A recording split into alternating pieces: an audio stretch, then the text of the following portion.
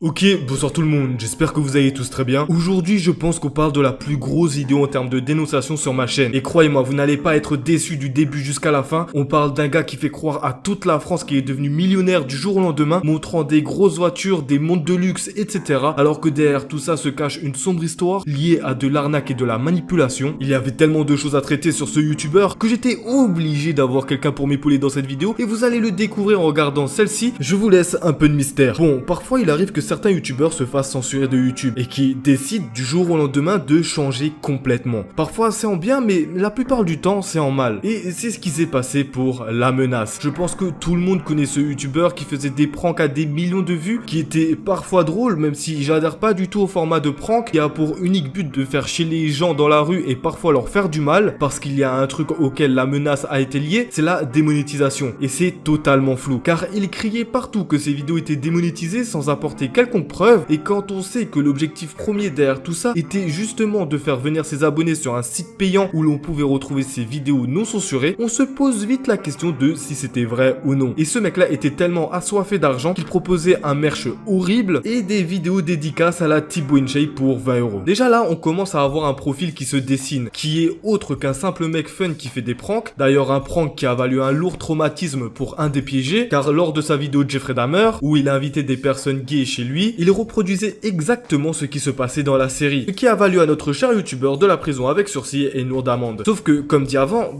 il a décidé d'arrêter YouTube pour unique motif, ses vidéos démonétisées. Mais est-ce que c'est vrai? Vous allez voir que non, car La Menace avait un autre objectif en tête, s'en mettre plein les poches. Et qu'est-ce qui fonctionne actuellement pour s'en mettre plein les poches? Les formations. Mais avant de parler de formation, il faut avoir un background. Si tu te présentes en tant que simple youtubeur prank, les gens vont pas te prendre au sérieux. C'est pourquoi La Menace est allé sur TikTok, se créant un personnage de A à Z tournant autour d'un mec alpha, dénigrant totalement la femme, se mettant en valeur devant des voitures de luxe qui sont sûrement louées et s'habillant classe, comme un vrai mal alpha entre guillemets. Et la première question que je me pose en voyant ça, c'est d'où est-ce qu'il sort cet argent? C'est ce que 90% des gens se disent en commentaire. Et en soi, son plan a plutôt fonctionné, mais ça paraît bizarre de sortir autant d'argent pour un mec qui est démonétisé de base et où il investissait la plupart de son temps à faire des vidéos YouTube. Je pose ça là, vous en faites ce que vous voulez, mais moi, ça me paraît louche. Mais bon, son objectif premier a fonctionné, mais c'est beaucoup trop tôt pour lancer sa formation. Alors, pour être encore plus crédible, il mit en vente un livre lié autour du mal alpha pour près de 20 euros, révélant à l'intérieur le secret de son succès et comment devenir millionnaire. Enfin, du pipeau juste pour faire énormément d'argent, mais ce n'est rien comparé à sa fameuse formation. Une formation miracle qui lui a permis de devenir riche en l'espace de très peu de temps. Et cette formation, il en a d'abord fait la promotion sur TikTok, disant aux gens de venir sur un lien Facebook où dessus il enverra un lien vers une réunion privée. Même si j'ai pas réussi à avoir cette fameuse réunion, une personne a réussi à mettre toute la conférence sur YouTube. Et voyons ce qu'il a à nous dire. Je compte également que ce n'est pas YouTube qui paye pour tout ça parce que j'ai été démonétisé dès le début. Ce n'est pas non plus les partenariats, puisque les partenariats, c'est de la grosse.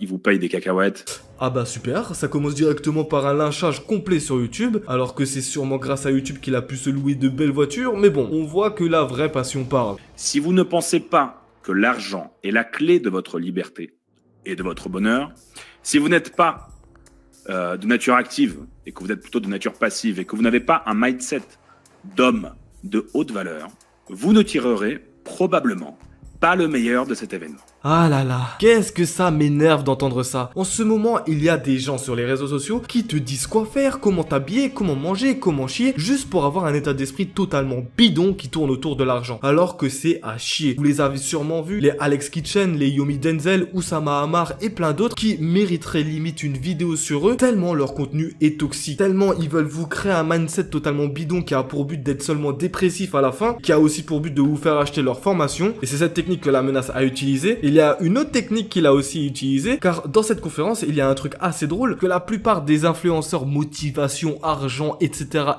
utilisent, c'est qu'à un moment, il nous parle de son ancienne vie de pauvre, où il nous montre des photos complètement photoshopées, à peine crédibles. Regardez-moi ça, sérieux. Tout ça pour se faire passer pour le mec pauvre qui travaillait de gauche à droite pour s'en sortir, et que grâce à sa technique miracle, il a réussi à devenir riche. Mais bon, voyons alors sa technique miracle. Ça doit sûrement être du trading comme tout le monde, ou de l'e-commerce, je parie. Quelle est donc l'origine de ce changement de vie? Roulement de tambour. Bonsoir. bonsoir OnlyFans. Et merci. Merci. Ah, OnlyFans. Là, à partir de maintenant, j'ai très peur de ce qu'il va dire. Et croyez-moi, c'est à partir de maintenant que les conneries commencent. Comprendre le processus suivant. Donc, vous trouvez la fille, vous faites croître son compte et vous encaissez derrière. Comment dénicher les modèles qui ont le plus de potentiel? Là, ce que vous voyez devant vos yeux, ce sont des audits, d'accord? Des audits que vous envoyez avec les potentielles filles avec qui vous souhaitez travailler, qu'elles remplissent, qui permettent de définir, voilà, les points positifs, les points qu'elle aimerait améliorer. Si c'est une modèle qui n'a jamais exercé sur OnlyFans, ça pourrait lui montrer ce que vous pouvez lui apporter. Donc, le copier-coller d'un script qui a fait ses preuves, lorsque vous démarchez les potentiels modèles pour votre agence, vous faites CTRL-V, CTRL-C, CTRL-V, vous envoyez des messages à plein de filles sur Instagram. Attirer des modèles à fort potentiel, c'est l'objectif du coup des audits que vous allez leur envoyer, plus des messages que vous allez copier-coller. Du proxénétisme, que c'est original. Donc dans cette formation, la menace nous dit que pour devenir riche, il suffit de créer des comptes pour des filles à haut potentiel, leur dire de s'inscrire sur OnlyFans, puis se partager les bénéfices d'une fille qui expose son corps. C'est très clairement du proxénétisme 2.0 à la Andrew Tate, qui consiste à être un Mac et gérer différentes filles, et malgré que les lois soient floues à ce sujet, même si c'est légal, comme tu le dis, ça n'en reste pas moins immoral. La croyance numéro 2, ce n'est pas éthique de faire ça. Pareil, une croyance complètement éclatée au sol, une croyance limitante qui s'est avérée complètement fausse. Pourquoi? Je vais vous expliquer pourquoi. Alors, le marché du site existe depuis la nuit des temps. D'accord? Un modèle n'est jamais forcé à faire ce qu'il n'a pas envie de faire. Jamais. Nous n'avons forcé quelqu'un à faire ce qu'elle ne voulait pas faire. Sauf que la menace, c'est bien beau de dire ça, mais quand derrière tu fais miroiter une vie de rêve à ces filles en leur mettant des paillettes dans les yeux et en les déconnectant totalement de la vie réelle, ça s'appelle de la manipulation. Je t'envoie ce message pour savoir si t'avais déjà pensé à monétiser ton audience via Mime ou OnlyFans. Parce qu'en fait, c'est mon métier d'aider des filles comme toi à générer entre 5 et 45 000 euros par mois grâce à ces plateformes. Et je trouve que t'as vraiment un énorme potentiel.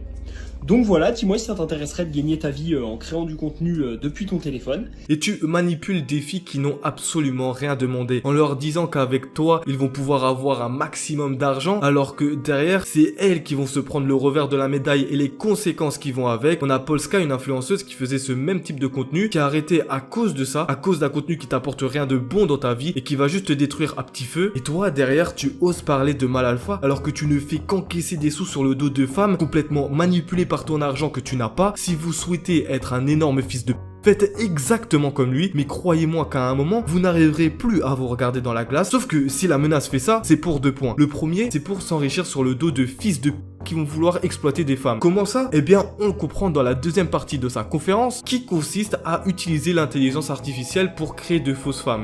On a réussi à créer des robots qui nous rapportent du fric. Des putains de robots.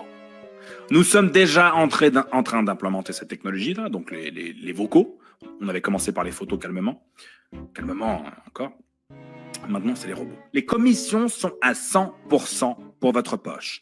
La possibilité de dupliquer les comptes et de dupliquer les contenus que vous allez vendre par la suite à ces putains de clients, à ces bouffons qui vont payer pour des photos faites par des robots, elles sont possibles à l'infini. Et la rentabilité est instantanée. Sauf que je suis désolé, entre ça et ça, il y a une énorme différence. Sauf si tu fais un truc qui s'appelle le deepfake, qui consiste à remplacer la tête d'une personne nue et d'y mettre une autre pour faire croire des choses ignobles. C'est ce que subissent beaucoup de créatrices de contenu et c'est totalement horrible de faire ça. Et j'espère sincèrement que c'est pas ce procédé qu'il utilise. J'avoue que j'ai pas envie de vérifier et de mettre 500 balles dans sa formation. Vous allez voir plus tard, c'est assez drôle. Mais bon, même s'il ne ferait pas de deepfake, la raison de cette formation n'est pas pour but d'enrichir des personnes via un contenu OnlyFans, mais de s'enrichir tout seul sur le dos d'abonnés qu'il a complètement manipulé lors de sa conférence. Et on constate bien que les 2 heures de conférence, oui 2 heures que j'ai dû me taper, sont totalement bidons. On le constate dès qu'il commence à mentionner l'IA et surtout dès qu'il commence à parler des prix de sa formation. Sa formation qui s'appelle Alpha Gold et qu'il vend pour 497 € au lieu de 6000. Oui, 6000. Et cette promotion exclusive est juste pour les personnes qui sont présentes lors de son live. Alors qu'actuellement ça n'a pas encore bougé. Tu te prendrais pas des gens pour des cons? Et oui, encore une méthode de manipulation pour forcer les gens à acheter une formation qui a été évaluée par personne si ce n'est lui. D'ailleurs, truc assez marrant, c'est qu'on se rend compte que ce fameux pack à 6000 € vendu 400 contient différents packs qui a été évalué par lui-même encore une fois, et que si on fait le calcul global de ces packs, on se retrouve non pas à 6520 € mais à 7070 €. On voit le sérieux proposé par la menace et surtout la passion qui empêche certains de simplement calculer. Ou alors, c'est autre chose. Car oui, tout à l'heure, je vous ai dit que si la menace faisait ça, c'était pour 2 points. Le premier donc, s'enrichir sur le dos de mecs qui n'ont aucune valeur, en leur proposant une formation complètement immorale si ce n'est illégale pour certains points. Et le deuxième point, c'est parce que la menace va rentrer en prison et qu'il lui faut de l'argent. Mais beaucoup d'argent avec l'amende qui va se prendre. Bon, tout d'abord déjà, merci à Foufa pour l'invitation les gars, c'est un Bravus, on est ensemble mon frérot, ça bouge pas, tu sais déjà. Bon, aujourd'hui j'ai juste envie de vous raconter une histoire qui a eu lieu il y a pas très longtemps. On est le 6 mars 2023 à Bordeaux, plus précisément au commissariat de Bordeaux les refs. Et il s'avère que ce jour-là, il y a une jeune femme qui rentre dans le commissariat et les policiers la remarquent tout de suite. Et ils commencent à la prendre en charge et tout. Et il s'avère que cette jeune femme, elle a 20 ans, elle s'appelle Clara. Elle raconte que la veille, il s'est passé une drôle de scène. En gros, le jour d'avant, aux alentours de 16h, elle était avec son petit ami qui s'appelle Maxime Alessandrov. Il est environ 16h, ils sont dans un bar à Bordeaux. Et ce jour-là, elle reçoit un message d'une femme qui prétend avoir eu une relation avec son petit ami, Maxime Alessandrov. En gros, son mec la trompe. Et lui, il est là à ce moment-là. Du coup, une dispute éclate.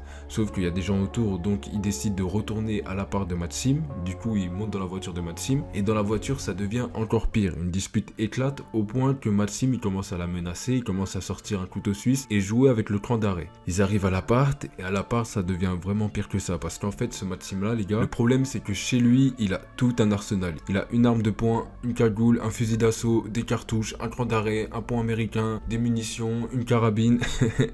Le frérot, il est équipé comme la Russie, les gars, et c'est mauvais signe pour elle. Il commence à la menacer, il commence à l'étrangler. Du coup, comme elle se fait étrangler et qu'elle sent que là, il devient trop menaçant, en plus, il commence à jouer avec son cran d'arrêt, avec ses armes et tout, elle a envie de partir. Sauf que lui, il commence à lui dire, non, pars pas. Il commence à sortir une Kalachnikov, les gars, parce que le frérot, il est licencié en tir sportif. Il commence à sortir une Kalash, il la pointe vers lui et il commence à lui dire des trucs de fou. Mais quand je vous dis de fou, c'est une dinguerie. Il commence à lui dire, je peux te tuer, ensuite me tuer. Je vais te soigner avec une balle, je vais te brûler et faire passer ça pour un accident. La meuf, à ce moment-là, elle est pas bien du tout. Elle est avec un mec qui est instable. Des fois, il va lui dire des mots doux. Ensuite, il va péter un crâne. Il va commencer à sortir ses armes et tout. Il commence à lui dire des menaces réelles. Je pense que vous vous rendez pas compte la dinguerie des menaces. Je vais te soigner avec une balle. Ah, mais je suis un ouf, je vous ai pas dit le gars, c'est la menace. Hein. J'ai dit Maxime Alessandrov, mais le gars, c'est la menace, les gars. S'il y en a, ils ont pas compris.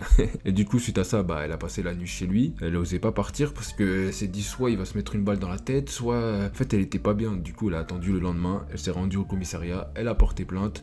Tout ce que je vous ai dit là les gars, c'est réel. Bien sûr, à prendre avec des pincettes. Le seul truc qu'on peut prouver, c'est les propos, les je vais te brûler, tout ça, parce qu'elle l'a enregistré à ce moment-là. Les armes, c'est réel, il a tout ça chez lui, il y a une perquisition, ils ont retrouvé tout ce que je vous ai cité. En gros, vu qu'on n'était pas présent, qu'on entend une histoire comme ça, faut toujours prendre avec des pincettes. Mais évidemment aussi les étranglements, ça a été prouvé avec des photos qu'elle a prises. Elle a eu des traces sur le cou, elle en a eu aussi sur la poitrine. Enfin bref, je voulais juste raconter cette histoire les gars, parce que je pensais que la menace, il jouait juste des personnages, la tête d'homme, que là j'ai l'impression que je viens de vous raconter un prank. Mais ça a vraiment eu lieu et la femme elle était vraiment en détresse. Et ça faisait des mois c'était comme ça. Il y a même eu au tribunal des messages qui ont été montrés entre la mère de Clara et la menace. Et dans ces messages, on voit que la mère elle est inquiète pour sa fille. Elle lui a même dit ouais tu touches à un des cheveux de ma fille, c'est la révolution.